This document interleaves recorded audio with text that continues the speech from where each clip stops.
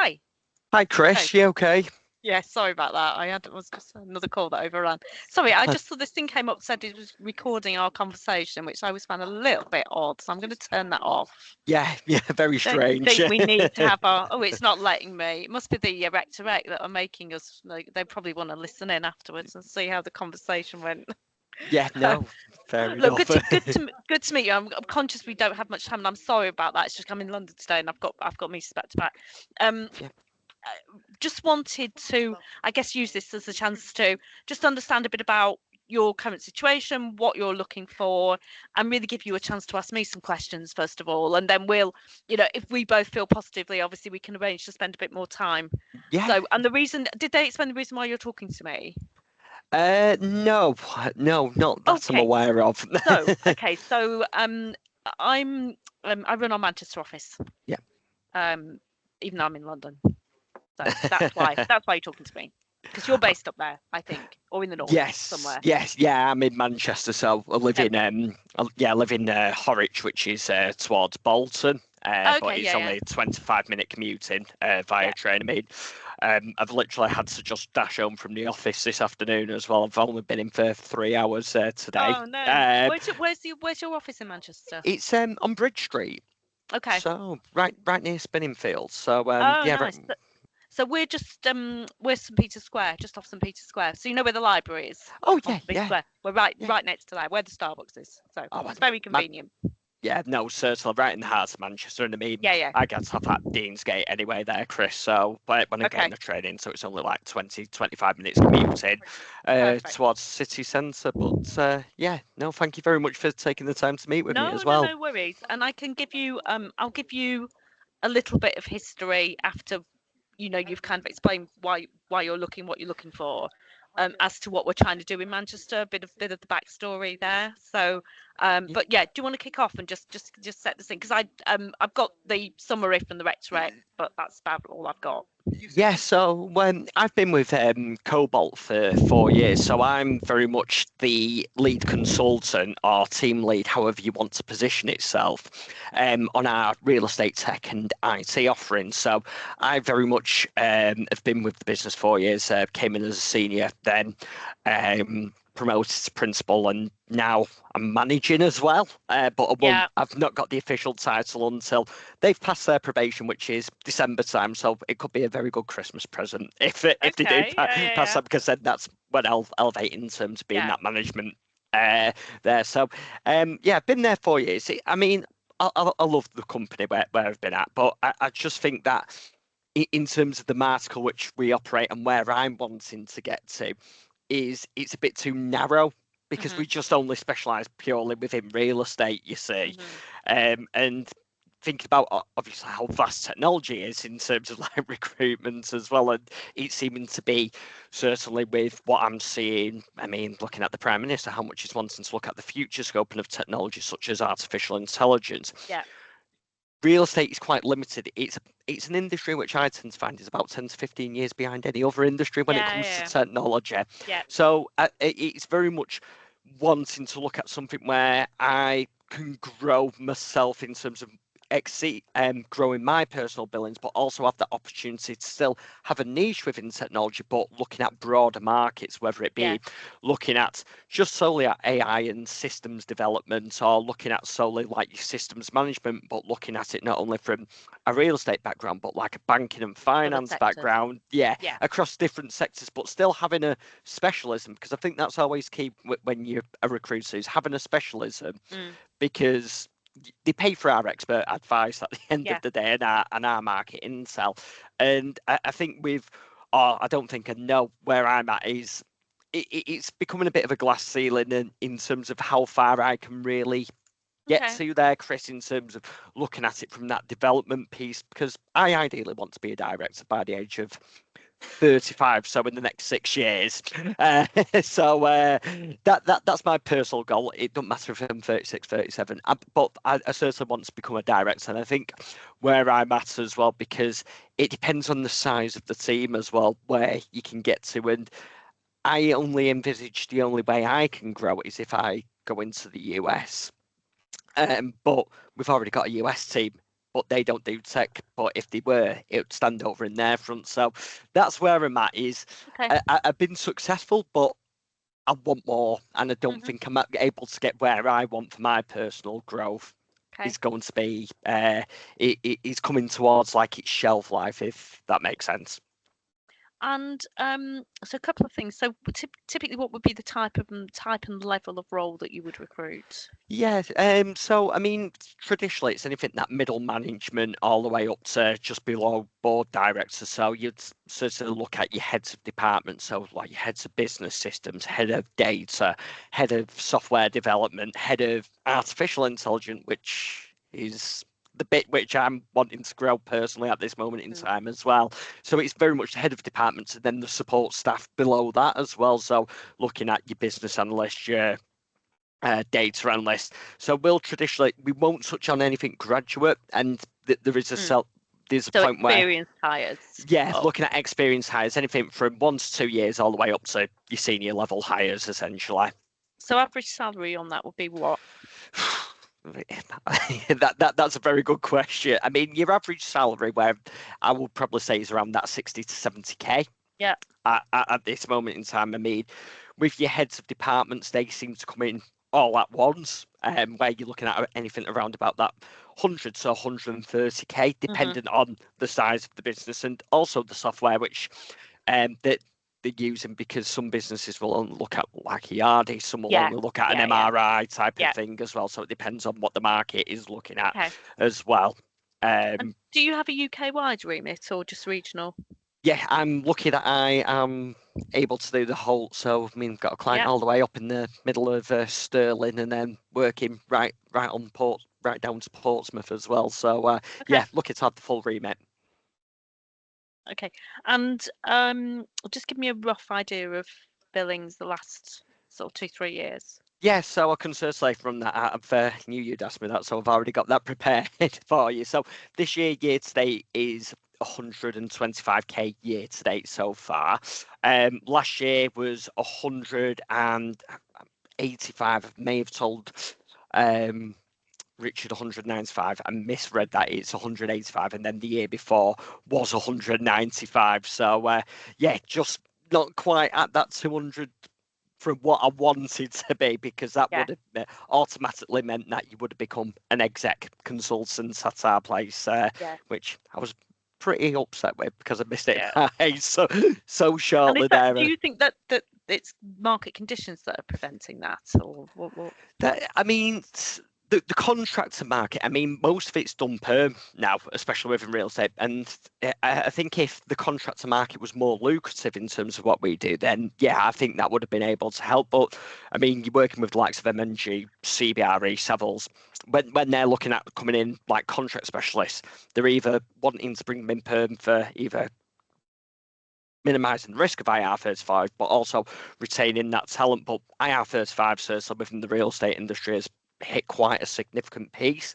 But then also from what we're seeing as well is it has been about a 2-year recovery, especially when interest rates were at ridiculously high rates.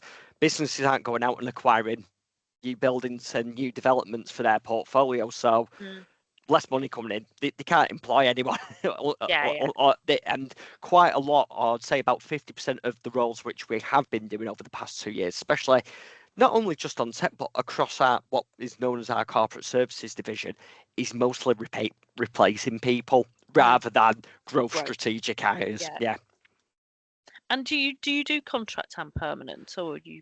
Yes, so I mean there is a bit of contracting in there this year. I mean 20% of my billings have come from contracts this year. I mean, one of them was quite a good. It was an FTC, which was 23.5 grand, which was quite nice. It would have been 25 grand, but I had to give a bit of a split to one of my colleagues. Sorry, 22,500, 25 in total, because I had to give a 10% split to my colleague who very much ran the process whilst he had a week off on annual leave, which was probably the last week he actually had off. And then the other is very much a day rate, where it's with a existing client which I built up, which have got 20% terms as well, so 20% on top of like 400 a day, which was a 6-month contract. So that was a net value of just shy of £8,000 as well. And last initial question for me would be the Yeah. percentage of new business that you have developed versus leveraging existing clients.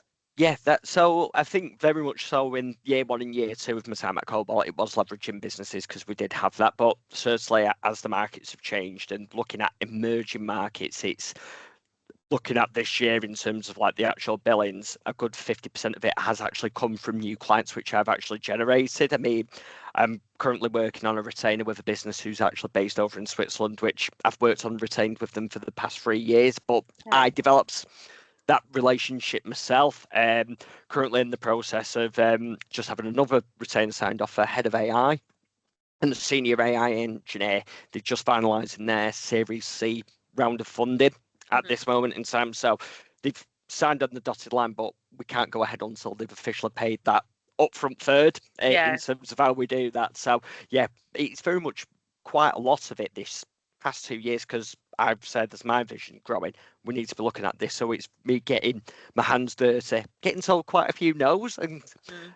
in stronger terms as well there, Chris. But I prefer that side as well because you can own the relationship. It's they're only using you as a person, not using Cobalt as a brand. They're using Joe Butterworth Yeah. as the brand, and that's where I get the most satisfaction in terms of developing that. So, How do and you that's do that then? How do you go about developing new relationships, new markets? so very much so. What I can do is, especially if they're looking at it from a bespoke real estate point of view, can leverage our real estate network, but very much so.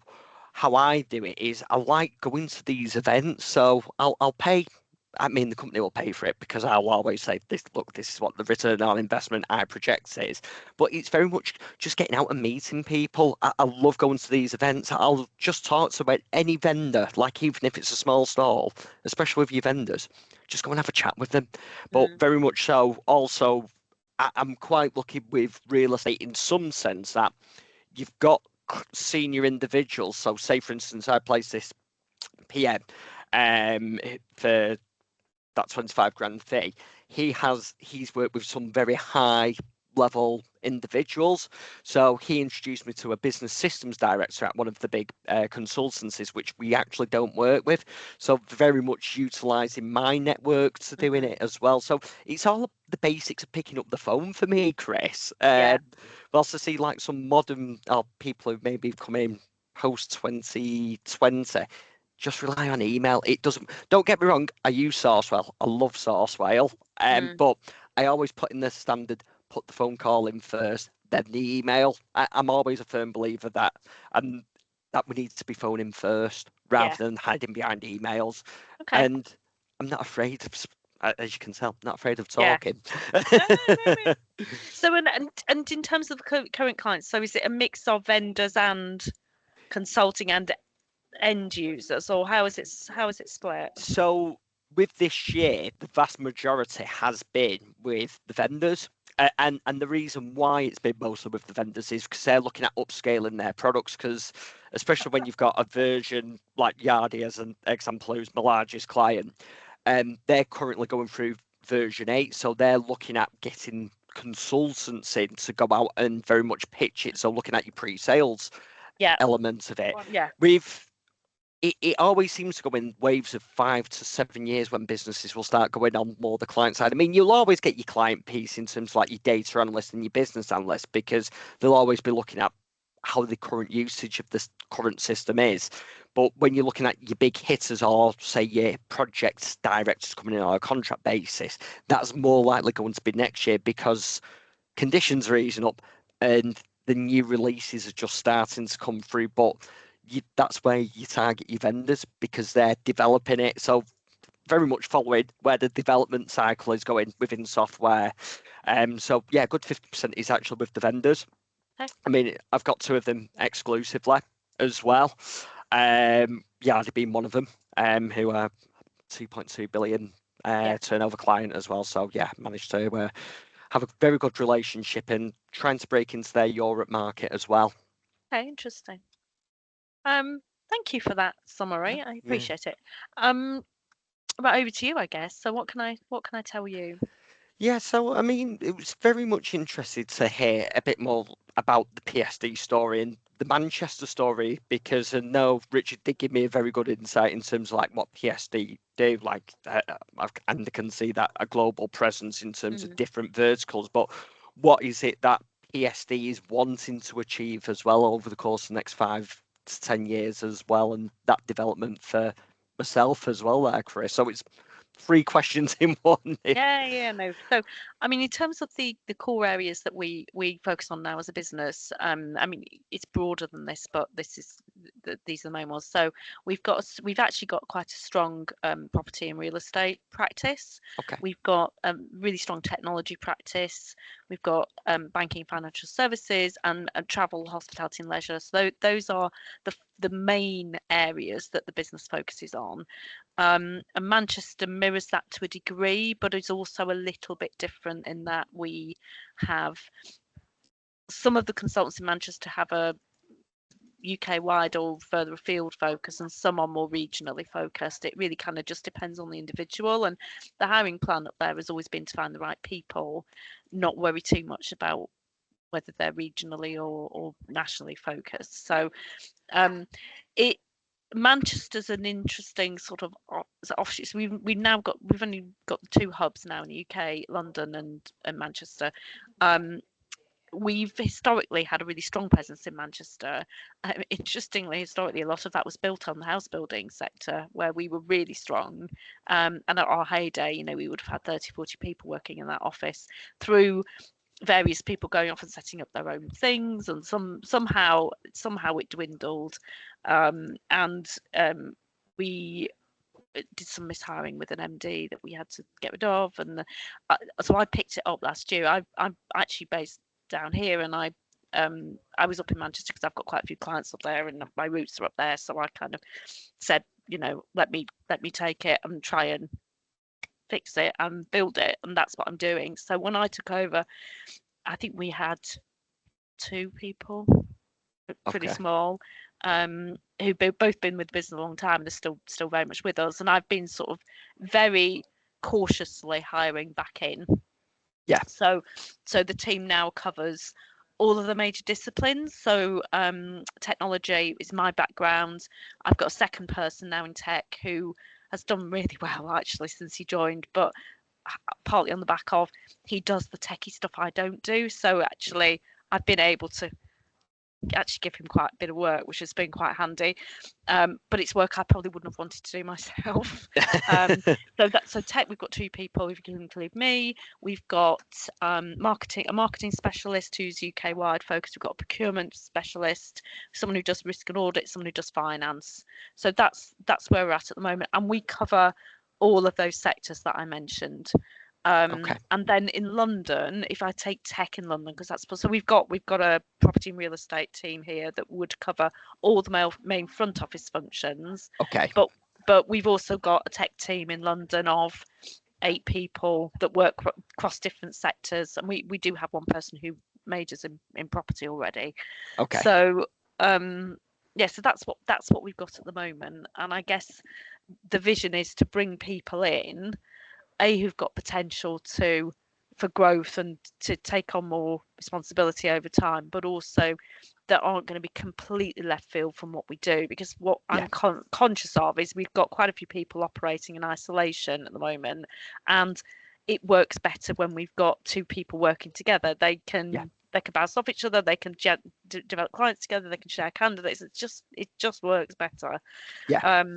So I don't have necessarily a plan. I haven't in my head got a plan to go, right, I need another person in technology at the moment, because I've just hired someone and okay, they're doing really well, but it's early days. But when I saw your profile, the fact that there's a combination of Manchester technology and actually your core experiences in one of the key sectors that we work in, I thought it was silly not to have a conversation, because you can have a plan, but you've also got to be a little bit opportunistic, and if you see a good a good person and it kind of works, then why wouldn't you have the conversation? So yeah, we're on a bit of a journey at the moment, and we're definitely in rebuild mode. Really good team, really nice office. We just need more people, and we need to rebuild, and we're rebuilding in pretty tough market conditions, as you're aware at the moment. Yeah, I know, and I think it's. I mean, we've seen quite a few people who've left, and it's you see the ones who. I mean, people who I know who've dropped out, and it's may Yeah, not be right for you in recruitment at all. It's like you've got to bypass these hard days because yeah, coming in at 21 and 22, it was piece of cake yeah. recruitment after It's not COVID. at the Because, moment. Not but at the it isn't. moment. But it will get better, and I It'll think get back. certainly Yeah, it's cyclical. It's cyclical, and it will. it's always the case, and I think certainly that's it's just wanting to have that opportunity to still have like my core strengths, but be able to To expand on build my out. core Well, strengths I as mean, you well. see from our coverage that there's a whole swathe of stuff that we're not covering. Yeah, So actually, um, my strategy at the moment is obviously it's good if you come with an established network and you've got because it's no one's going to promise you here's a chunk of work when you arrive. You're going to have to build something. yeah, Um, but at the same time, we're not going to limit and say you can only do this because so much to cover. yeah, So you can almost write your own plan in a way and execute that. And in terms of future potential, I'm not going to be there forever. It's a bit of an inconvenient commute, to be perfectly honest. So, No, um, oh, that's fantastic. And a question I always like to know is what percentage of the work is exclusive you pick up at PSD and also like retained as well, and like how do you go about it? varies across the business. So some of our practices, um, say our hospitality, leisure and sport practice, the vast majority is all permanent and the vast majority is retained. Property's probably 50-50. Technology is a little bit different because I do some exec search work and that's Yeah, retained, but um, we do quite a lot of contingent recruitment in tech yeah, because it's just been historically where the money's been. And in London in particular, we've got some really strong sort of RPO type clients where we have a huge number of contractors working. So that is exclusive, but obviously that's contract, so it's not yeah, retained. So it varies, but I guess in terms of where the business focuses is to try and we're definitely the higher end of the value stream. yeah. Technology probably bucks the trend a little bit because we're a little bit more opportunistic, and that's just the way the market is, I think.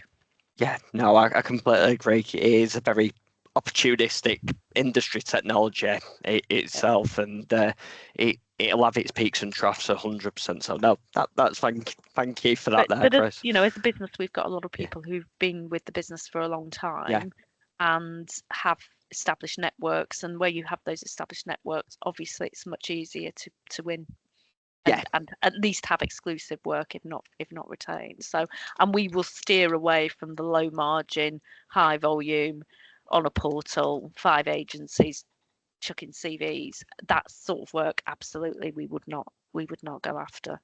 yeah. No, I mean there are a few key accounts which we've got where it is. I'll just put it on the portal and won't give you access to the hiring manager, and it's like if especially if I've got 10 jobs on, and it's like I won't even. I'll just basically just leave it there if I find a good candidate. You Yeah, pop yeah, you yeah, pop yeah. them over, Exactly, don't you?